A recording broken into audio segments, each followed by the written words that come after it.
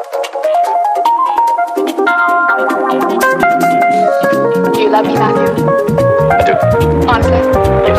Secret. दोस्तों नमस्कार, स्वागत है आपका पुष्पराज पटेल के इस वीडियो में। दोस्तों इस वीडियो में आप सबको जानकारी दी जाएगी कि 12th के बाद बेस्ट करियर ऑप्शन क्या है, यानी कि 12वीं के बाद आप क्या कर सकते हैं, कौन कौन से कोर्स में एडमिशन ले सकते हैं। जी हाँ दोस्तों, तो यह वीडियो आप सबके लिए है।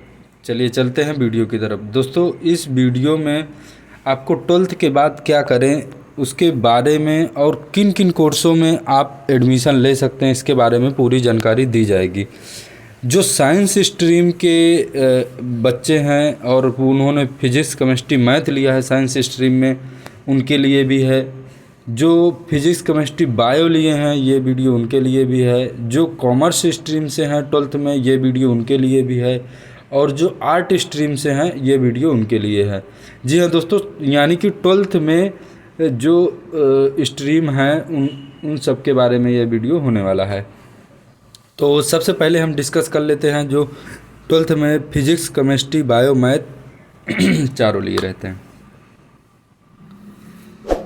यानी कि बीएससी इन डेयरी टेक्नोलॉजी में आप कर सकते हैं पहले 12th के बाद। जो आप बायो और मैथ दोनों स्ट्रीम से लिए रहते हैं तो बीएससी इन डेयरी टेक्नोलॉजी आप कर सकते हैं, बी फार्मा कर सकते हैं, बीटेक एग्रीकल्चर कर सकते हैं, बीएससी इन बायोटेक्नोलॉजी कर सकते हैं, बीएससी इन एग्रीकल्चर कर सकते हैं।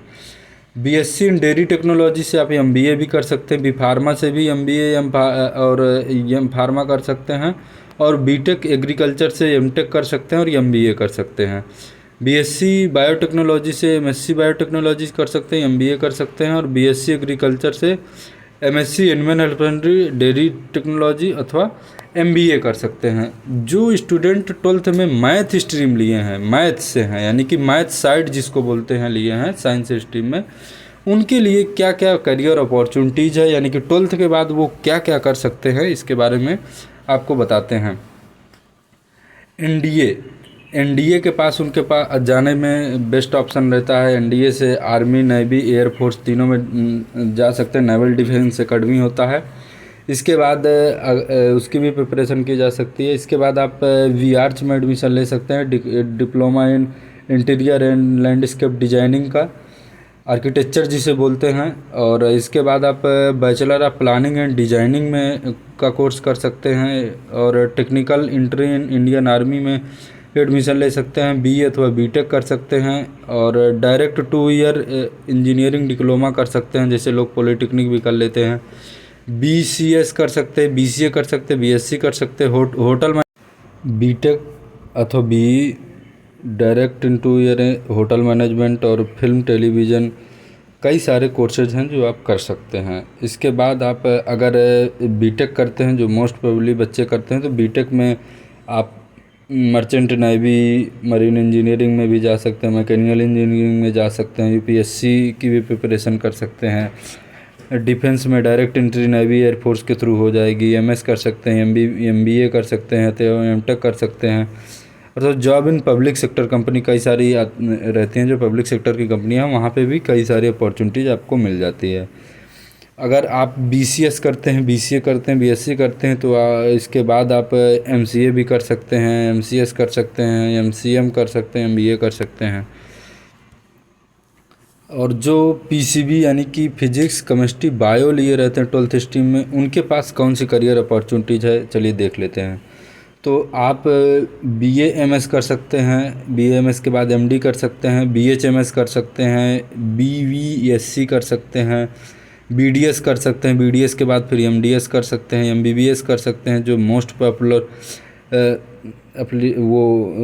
मोस्ट पॉपुलर है, जो एमडी भी हो सकता है, एमएस हो सकता है, स्पेशल डिप्लोमा हो सकता है। फिर फार्मा मेडिकल में भी कई सारे कोर्सेज हैं। बीएससी नर्सिंग कर सकते हैं, डिप्लोमा इन नर्सिंग कर सकते हैं, बीएमएलटी कर सकते हैं, बीएससी होम साइंस कर सकते हैं।